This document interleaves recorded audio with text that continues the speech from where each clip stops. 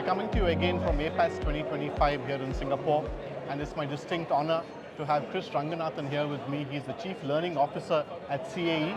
Chris, thanks for joining us for this quick chat. Exactly. Chris is also just going to give a quick insight into the work he does at CAE, and then we'll dive right in the questions that we have for Chris. Yes, so my role in CAE, as Chief Learning Officer for Commercial Aviation, is to provide the general training strategy, to guide where our products and services go to support where we see the industry taking us. And one thing that's distinct for me at this year's APATS compared to previous years is while there once again is a focus on the pilot shortage, there's this realization that what we're really talking about is a shortage in total experience, not just in the sheer pilot numbers. And that has taken a while to sink in, because in previous years we have talked about the fact we need 300,000 pilots the next decade, but we've forgotten to talk about the fact that we're actually, a large number of these, about half of that, are actually replacement for people who are leaving our system. And there's also this maturity in the industry to realize that we have to find some way of accelerating this relevant exposure that a pilot would normally get in 10 years of flying in general aviation into 18 months or 2 years. And the method in our industry has been established for some time is the concept of competency-based training and assessment. And competency-based training and assessment applied across various phases translates to what we call the multi-crew pilot license in ab initio training, then in type rating training, and evidence-based training in the current training. So increasingly we are seeing airlines that have adopted evidence-based training first in the current training, now reaching back to understand how they can apply these competency-based concepts in initial type rating training, and then reaching back into their flight training providers to say, well, can you send us first officers that are better prepared, right, ready to enter our evidence-based training program.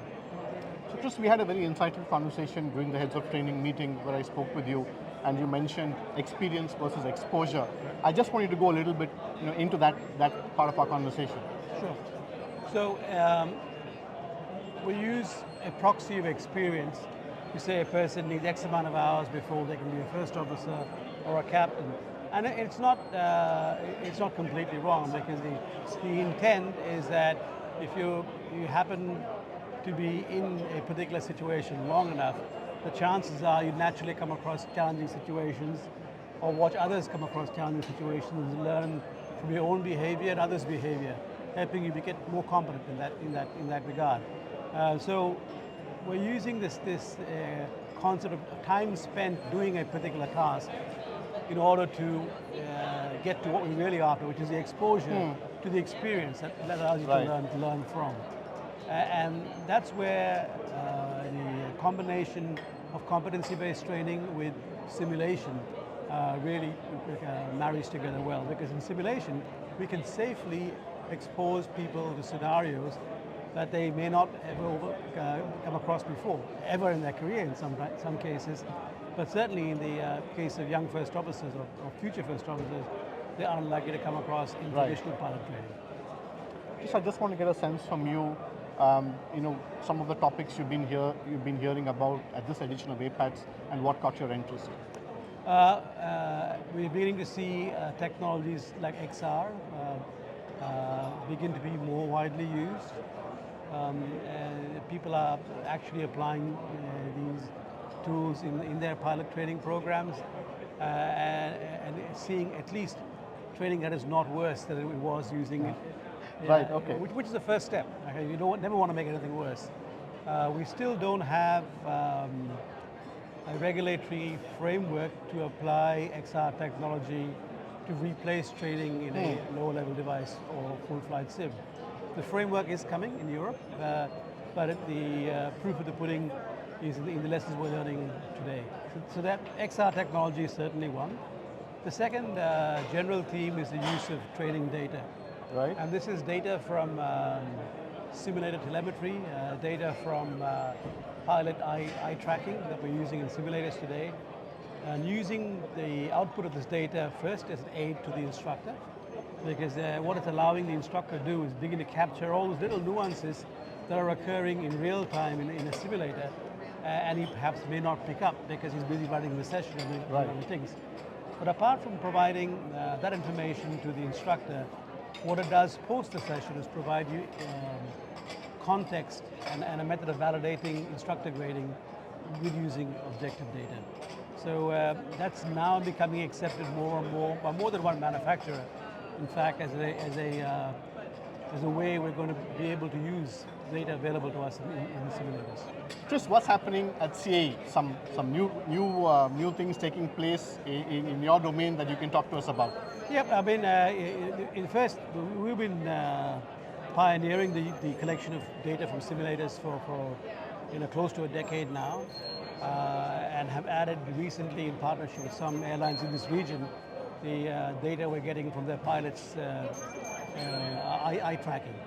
And the applications of this data are what's exciting now, because for the first time, the technology is sufficiently mature that the airline and the regulator are beginning to see if they can use this data to take some credit for training maneuvers. For example, if I realize that during the performance of a particular maneuver, there are no exceedances in telemetry, the pilots are looking where they're supposed to be looking, perhaps I can increase the interval between the two times I train that event. It's difficult to do purely based on what is perceived to be subjective instructor data, but when that instructor grading data is validated by objective telemetry data, the regulator is certainly more comfortable in someone making the case. So that's maturing. The second use case for this data we're seeing operators ask for is being able to feed back crew reaction times, especially in non-normal conditions, back to the aircraft manufacturers, because when they manufacture an airplane, each manufacturer makes some assumptions about what a crew might do and how long it will take them to initially react to a particular failure collection based on what they believe at that time is expert opinion. But there's never been the opportunity to collect data at scale from a global pilot force and feed it back to the manufacturer to validate the system safety assumptions. So I think that's another exciting opportunity that is no longer seen as out there, but we have regulators now that are actively looking to access this data. We've got operators who are feeling more confident about sharing this data as protection for the use of data is becoming more mature. Excellent. Thank you, Chris, for your insights. I just want to also hear from you, your experience with APATS over the years. It's changed a lot, and it's changed a lot in particular because of the maturity of the aviation industry in this region, where in many cases in the past it was seen as playing catch up with the events at WATS and EATS. I think we're beginning to see green shoots of innovation here, because in many cases there is no baggage. In many cases you get people who have the opportunity to take a clean sheet approach to solving problems that perhaps are difficult to solve when you have legacy. Fantastic. Chris, thank you for your time. Okay. I hope you've enjoyed our conversation with Chris Ranganathan, the Chief Learning Officer at CAE. Stay tuned for more content from us over the course of APATS 2025.